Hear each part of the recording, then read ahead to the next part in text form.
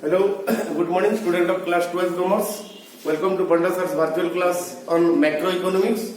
And today we are going to discuss the last part of our prevailing chapter, that is foreign exchange market, the foreign exchange rate. And in the end of the chapter, we will be discussing about what is foreign exchange market, what are its different functions, and different operations of foreign exchange market. 3 points today we are going to discuss: the meaning of foreign exchange market, then its different functions and its different operations. So what we are going to discuss is little bit technical in nature, hence try to understand clearly. If you are not able, then please ask me once again over phone to get clarify. So first point is, what is foreign exchange market? Earlier in economics classes we have discussed about the money market. Means it's a market or money supply.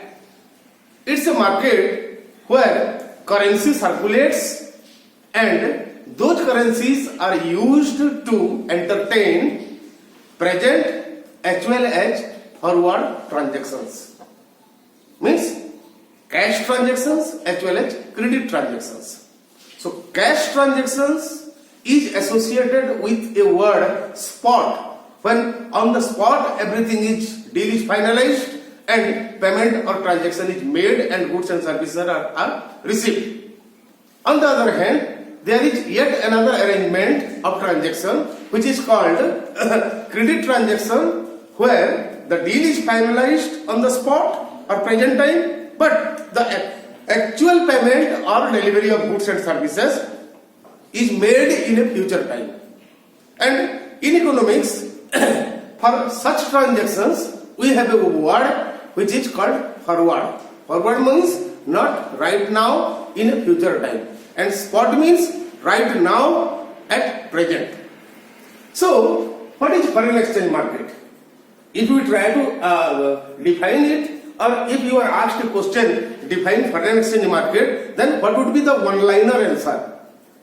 It is a market, and like our market in economics, it has no defined area. Wherever the transaction may take place, that's the part of our foreign exchange market. So, foreign exchange is a market where different currencies are exchanged with each other. Suppose I am Indian, my currency is rupee, and I want to have or make a transaction with a person or an organization in the US. Hence, in order to purchase, I need dollar, but I have rupees. So, in the foreign exchange market, I can convert my rupees into dollar so that I can make transaction with the person in the USA. That is the function, that is the definition of foreign exchange market. Now, we will discuss about different functions of foreign exchange market. Foreign exchange market, functions of foreign exchange market, and we have got 3 different functions here. You can see, one is transfer function, other is credit function, and the third one is hedging function. So, what is first one? What is transfer function? Transfer function of foreign exchange market.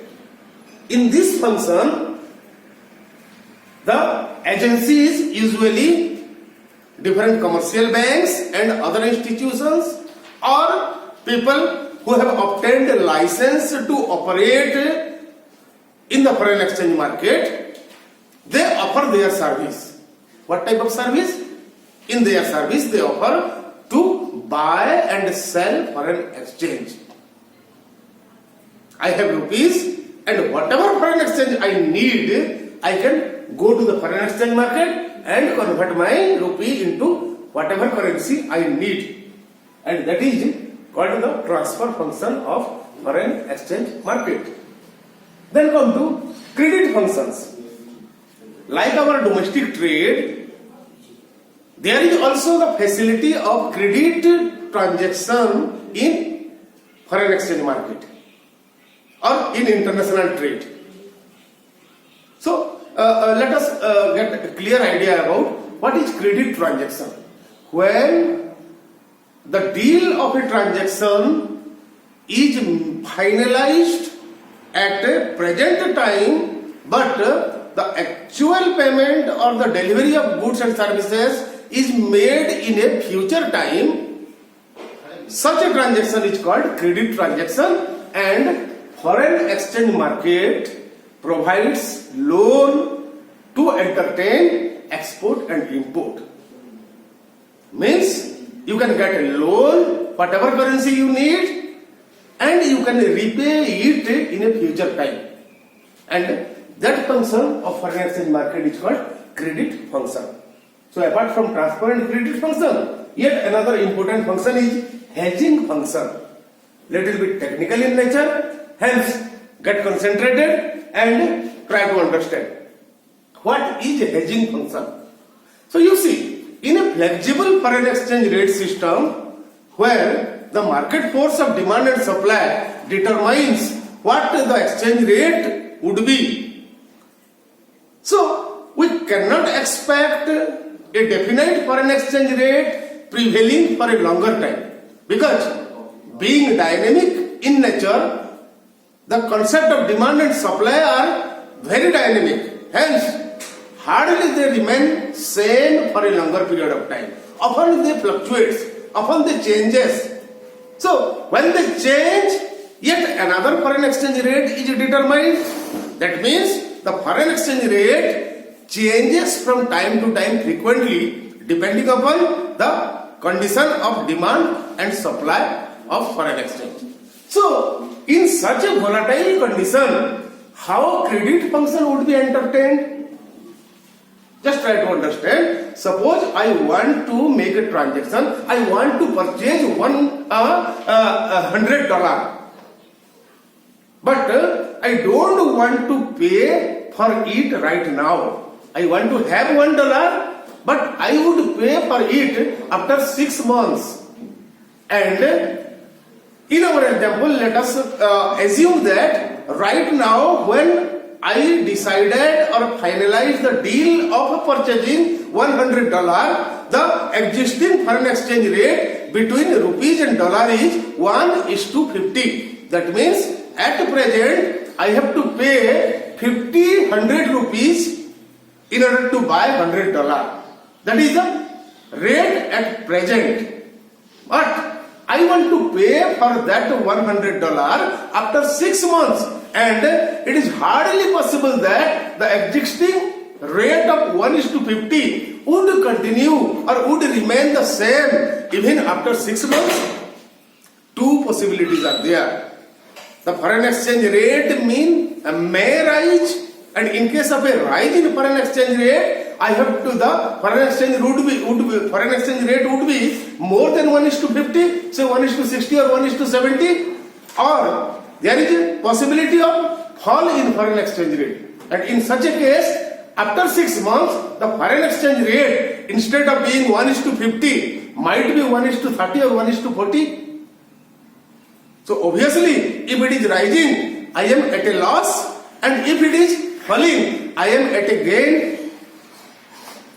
So in such a condition, I can minimize the risk of incurring a loss in future when I will pay actually, and that is after 6 months.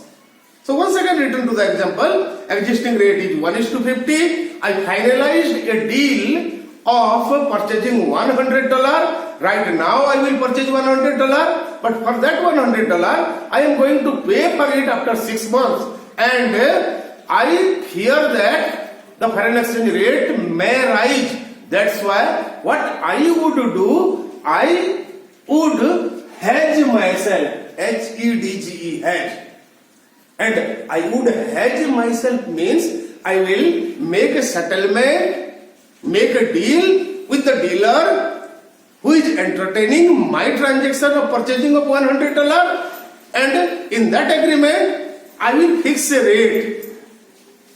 Suppose I fear that after 1 year, instead of being 1:50, yeah, the foreign exchange rate would become 1:60.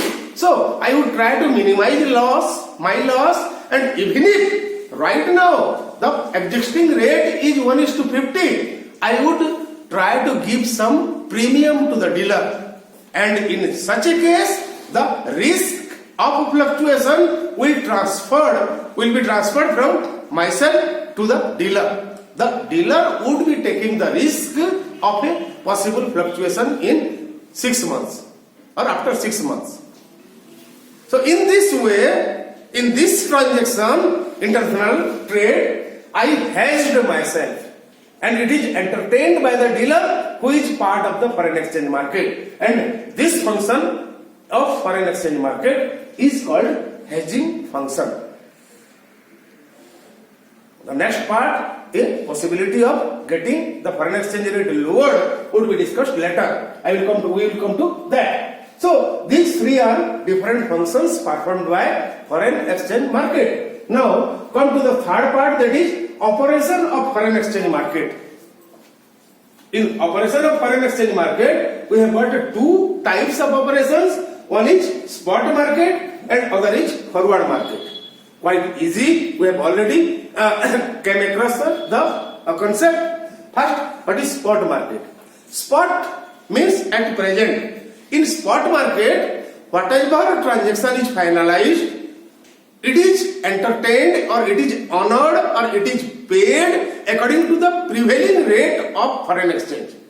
That is, if right now the foreign exchange rate between Indian rupee and US dollar is 1:50, and I am making a transaction in the spot market, that means I will finalize the deal at 1:50 only. In order to buy $1, I have to pay 50 rupees, and that is also at present, means cash transaction. This is spot market. And what is forward market? In forward market, actually credit transaction is entertained and the deal is finalized at present, but the actual payment is made in a future point of time.